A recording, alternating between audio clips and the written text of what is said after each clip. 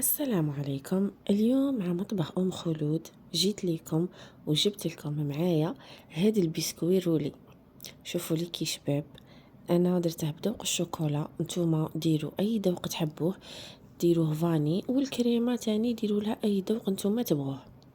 هنا كنت قسمت لكم شويه. شوفوا البنات يجي روعه، واش نقول لكم، وسهل وليه يوجد، ومقاديره جد بسيطه. دوك تشوفوا معايا، يعني مقادير بسيطه جدا تنجمي ديريه في اي وقت. شوفوا كيفاش يجي روعه البنات، يعني قد ما نشكره لكم قليل عليه، لازم تجربوه. فرحي به وليداتك مادامهم عطلة، خصوصا إلا جابوا معدلات ملح. المهم إلا ما جابوش معدلات ملح ربي ينجحهم إن شاء الله ويزيروا روحهم إن شاء الله في الفصل الثاني. نروح مباشرة للوصفة تاعنا. هنا نبداو بالسيرو اللي رايحين نشربوا به البسكويت تاعنا.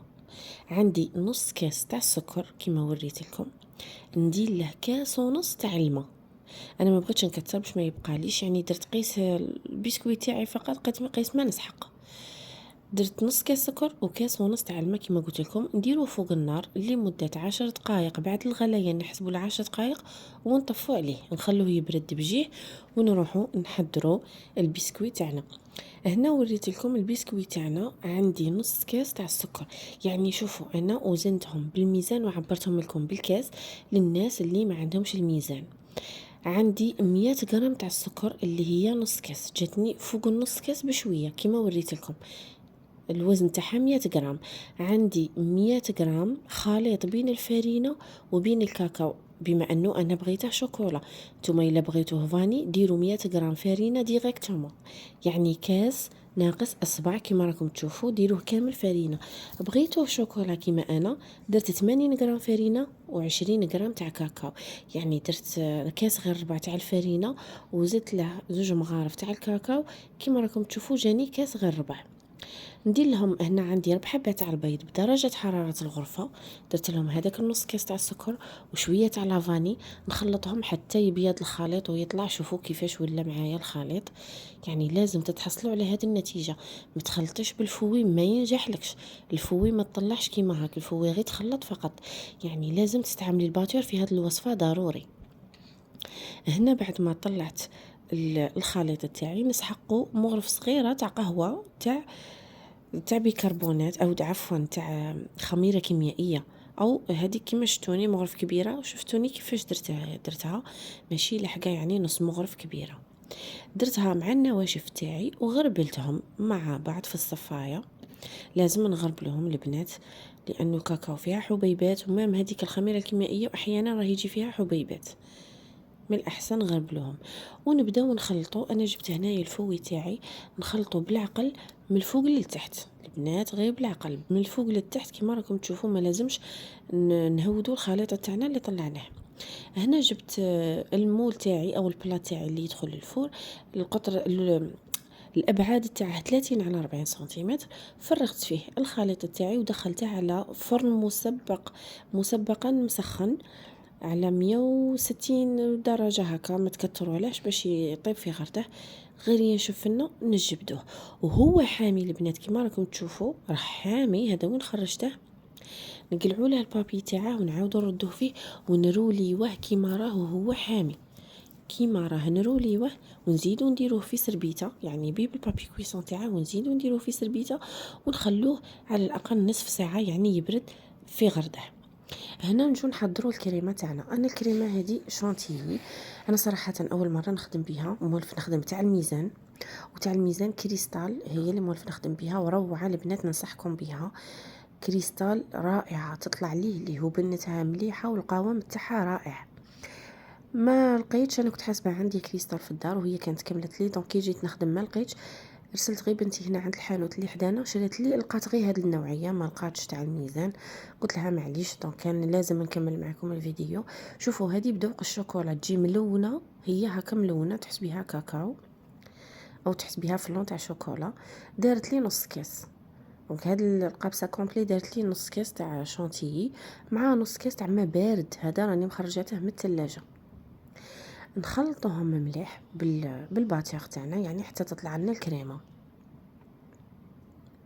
لازم تطلع لنا تكون مليحة، يعني قوامها يكون مليح. شوفوا يعني عذبتني شويه باش طلعت، مي في الاخر الحمد لله طلعت لي. انا ما ننصحكمش بها البنات، ديروا تاع الميزان احسن. هنا زدت لها شويه كريم وبوغ، يعني كريمه الزبده اللي كنت ديجا راني خادمتها معاكم. الفيديو تاعها راه في القناه، كتبوا غير كريمه الزبده ام خلود تخرج لكم الفيديو وحده وراه بالتفصيل، وسهله مهله، وتزيدكم بنه على هذيك بنه الشونتيي. دونك انا كنت زدت لها شويه تاع كريم وبوغ وخلطهم مع بعض، والكريمه تاعي راهي واجده. هذه هي اللي غادي نحشي بها البسكويت رولي تاعي. هنا بعد ما برد لي البسكويت رولي تاعي جبته ونشربه بالسيرو اللي كنا خدمناه مع بعض. فوالا ونشربوه غير هكا من الفوق بالبانسو، ونديرو له الكريمه تاعنا اللي كنا طلعناها. نسيو كيفاش نسويها مليح كامل على سطح البسكويت تاعي، ونبدا نرولي فيه غير بالعقل كما روليته في المره الاولى، ونخليه في البابي كويسون تاعه كما راكم تشوفوا فيا. ونبدا يعني تاني تغليف نغلفه بديك الكريمه اللي كانت بقات لي، نغنفه كامل من الجوانب من السطح تاعه، ونديره في الثلاجه يبرد لي شويه، قيس ربع ساعه او في الكونجيلاتور.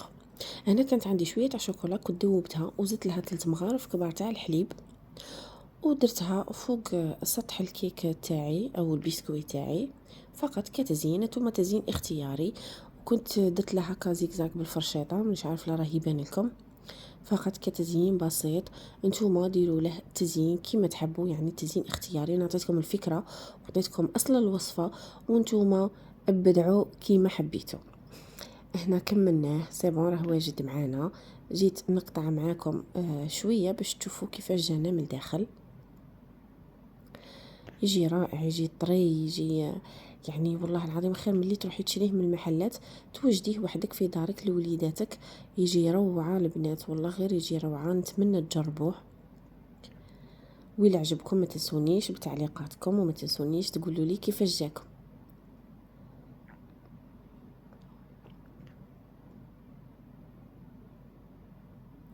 وهنا كملنا البنات، وصلنا لنهايه الفيديو، وشوفوا لي كيفاش جانا الرولي تاعنا. يجي روعه، ديك الكريمه جات رائعه، تجي متماسكه بما انه زدنا لها كريمه الزبده، تجي ماسكه روحها وتجي روعه في المذاق.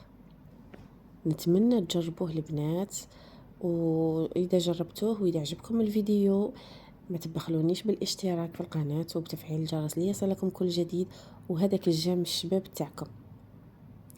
مع السلامه البنات، حتى الفيديو الجاي ان شاء الله.